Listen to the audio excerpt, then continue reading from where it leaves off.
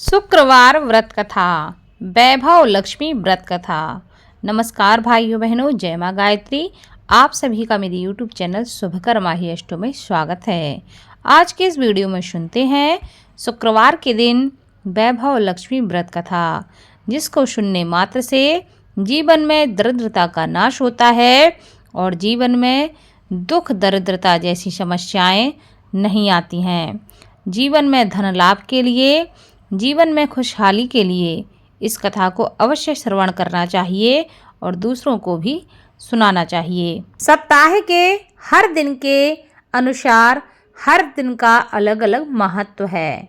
शुक्रवार का भी अपना एक अलग महत्व है। शुक्रवार का जो दिन है यह माता लक्ष्मी को समर्पित है और इस दिन धन की देवी लक्ष्मी का व्रत रखा जाता है।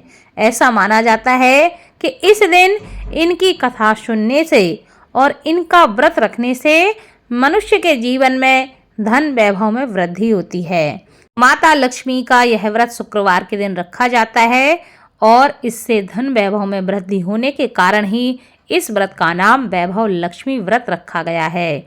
इस व्रत को स्त्री या पुरुष कोई भी कर सकता है और इस व्रत को करने से उपासक को जीवन में धन और सुख समृद्धि की प्राप्ति होती है। घर परिवार में लक्ष्मी जी का वास बनाए रखने के लिए यह व्रत अवश्य करना चाहिए और इसकी कथा को अवश्य सुनना चाहिए।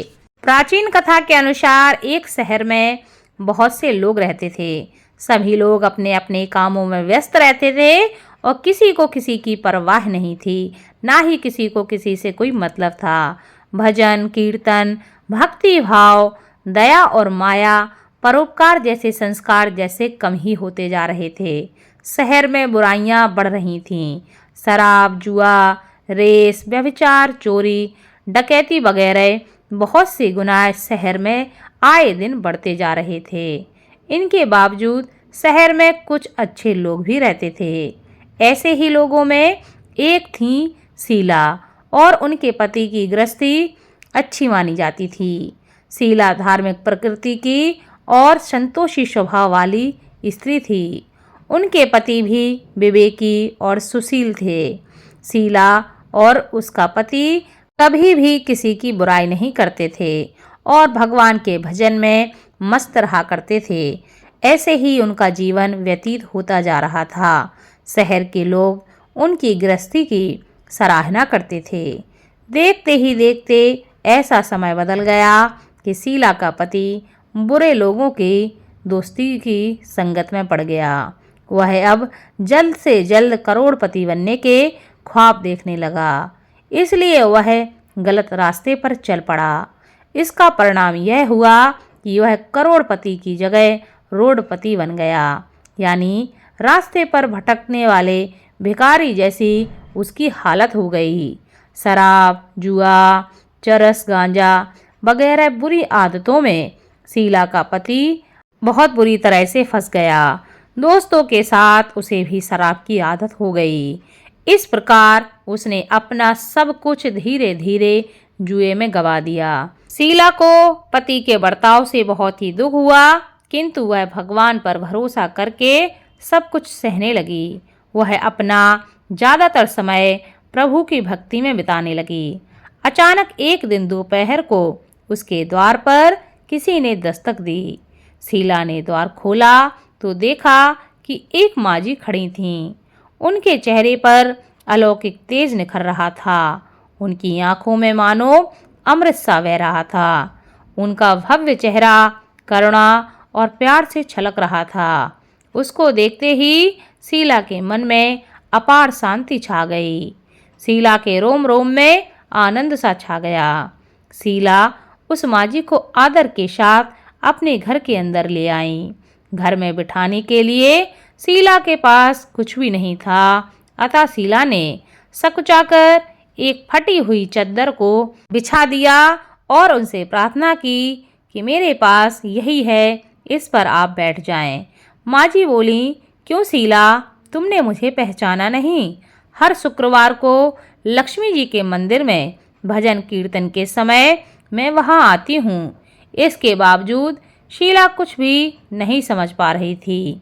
फिर माँ जी कहने लगी, तुम बहुत दिनों से मंदिर नहीं आई, अतः मैंने सोचा कि चलो पूछ कर आती हूँ, आखिर तुम मंदिर क्यों नहीं आती। माँ जी के इस प्रकार प्रेम भरे शब्दों से शीला का हृदय पिघल गया। उसकी आंखों से आंसू बहने लगे। वह बिलख बिलख कर रोने लगी। माँ जी ने कहा, अरे बेटी, सुख और दुख तो धूप और छांव जैसे होते हैं, थोड़ा धैर्य रखो बेटी, सब कुछ ठीक हो जाएगा। मुझे तुम्हारी सारी परेशानी जो भी है वह तुम सब बताओ। माँ जी के व्यवहार से शीला को काफ़ी संबल मिला और सुख की आस में उसने माँ जी को अपनी सारी कहानी कह सुनाई। कहानी सुनकर माँ जी ने कहा, कर्म की गति न्यारी होती है। हर इंसान को अपने कर्म भुगतने ही पड़ते हैं, इसलिए तू चिंता मत कर। अब तू कर्म भुगत चुकी है, अब तुम्हारे सुख के दिन अवश्य ही आएंगे।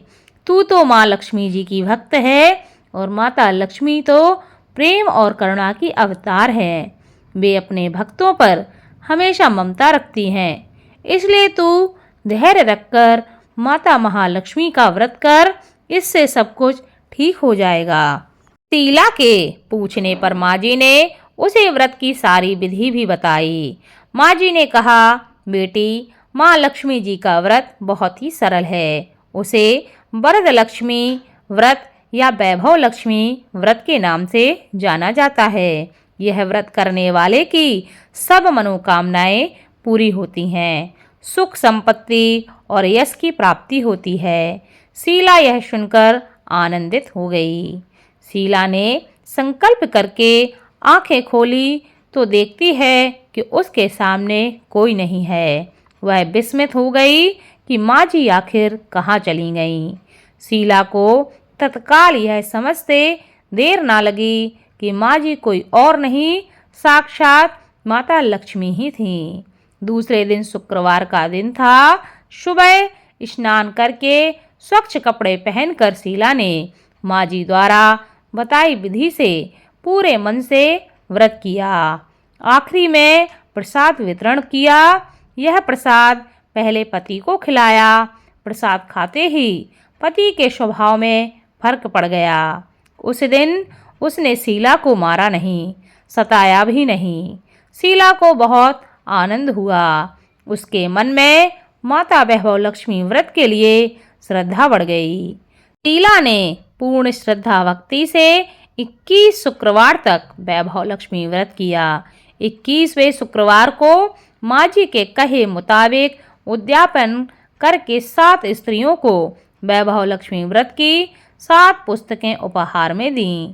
फिर माता जी के धन लक्ष्मी स्वरूप की छवि को वंदन करके भाव से मन ही मन प्रार्थना करने लगी।